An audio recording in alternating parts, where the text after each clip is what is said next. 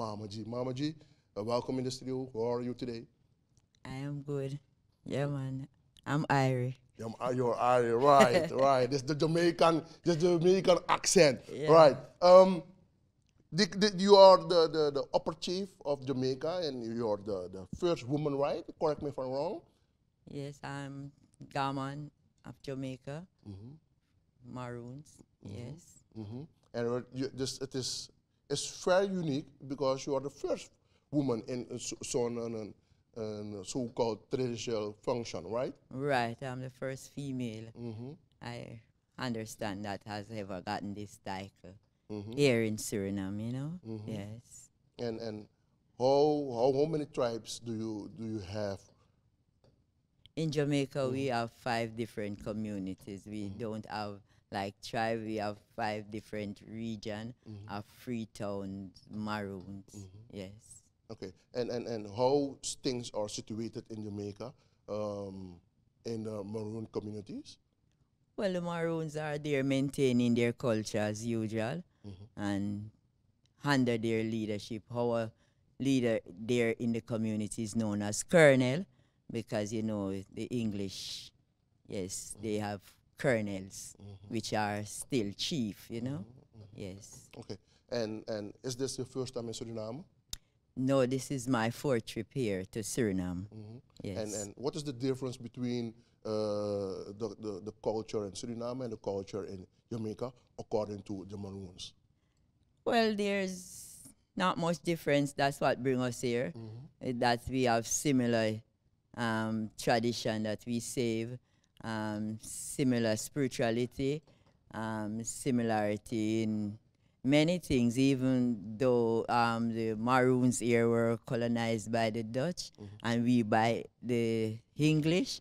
We sometimes hear similar words like we say, lobby ala uno. Mm-hmm. We say those same thing in Jamaica, you know, so we see similarity within the language. So we are one people, you know, just different region. They both drop us off at different places, but we are the same African people, you know, within the region. I would say that many Suriname has more African tradition that they have preserved because when they run to the region, it is much further than us. There in Jamaica, we are still very close to constitutional communities.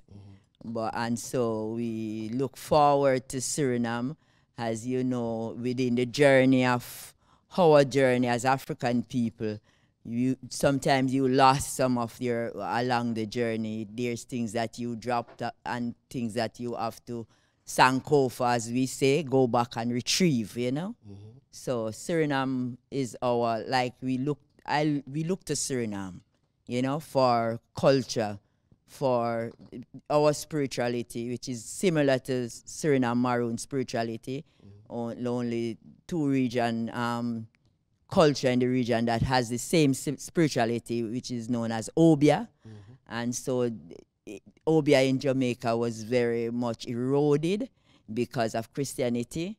And so Suriname has more saved where spirituality of Obia is concerned, which is something that our ancestors had used within the whole journey there and the fight within the British. Our spirituality was what kept us together and give us strength to go on. So if I get it good, you guys are looking for some collaboration.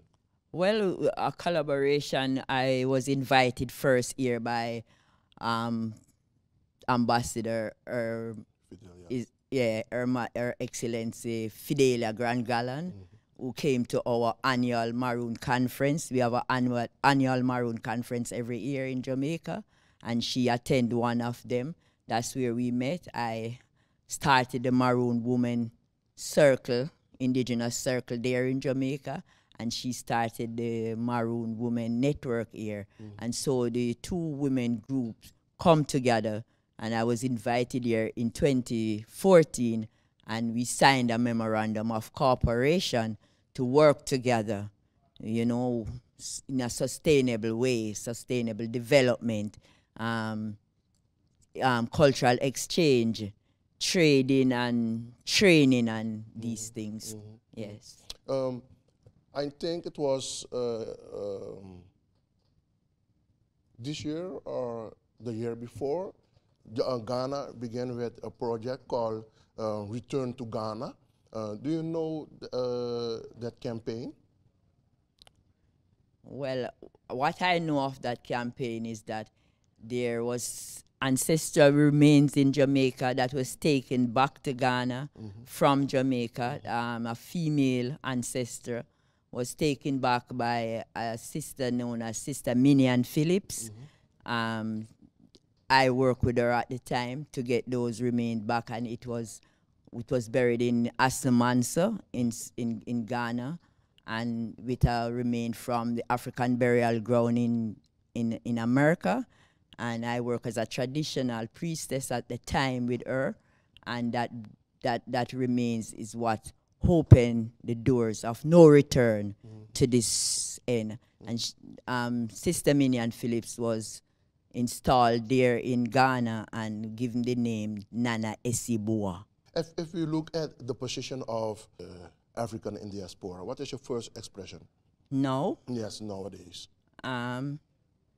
There is much to be done.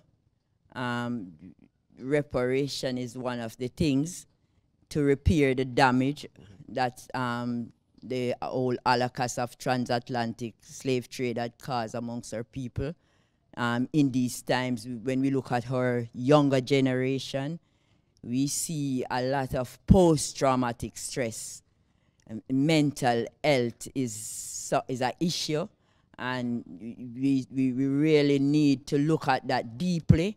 And many of our young people are moving away from the culture, and it is culture that really refines a nation, you know. And so loss of identity is very much amongst us in every region, and it's something we need to address to repair that damage, to heal those disorders, because in this time those disorders are known by many names. You know, we have a lot of crime and violence coming out of eras where people have been through this, and it is an intergenerational thing that is handed down to us through our generations. And we are children of injured parents, you know, and so we see a lot of work in that era to be done. And I say that reparation is not about just monetary value, but the restoration of dignity and integrity that was taken from our people, because we were from many sovereign kingdom in Africa, and we came here, many leaders, many chiefs, many military warriors and people of great levels, you know, were brought down. And so there is a lot, and this energy now is unchallenged. It's not challenged in the right area. You know, we are still great people, but the energy need to come together. Restoration is needed. Restoration is needed. What is the message for today? In restoring? In restoring, yes.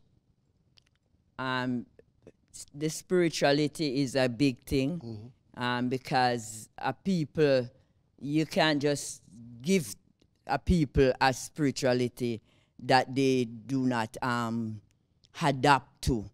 It is not absorbed within their mentality to live a rightful life by enforced spirituality. The language is the same thing, you know. So we need to that need to rectified. You know, redress is needed and rectification is needed in those areas. And so we, especially as Maroon, who ran away from plantation life in time and learned how to, and was given restore our own community so that we could continue the culture we brought here with us. The nation, we become like the custodian of that African nest that we take here.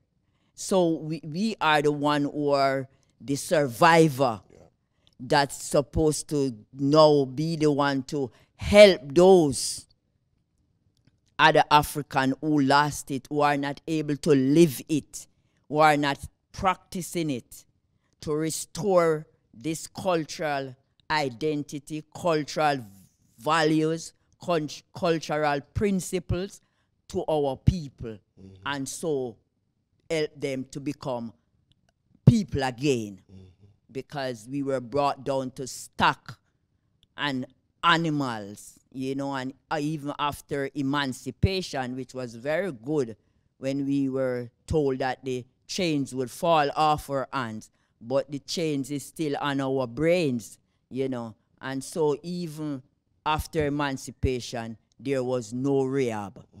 Nothing was done for that brutalness that we have experienced.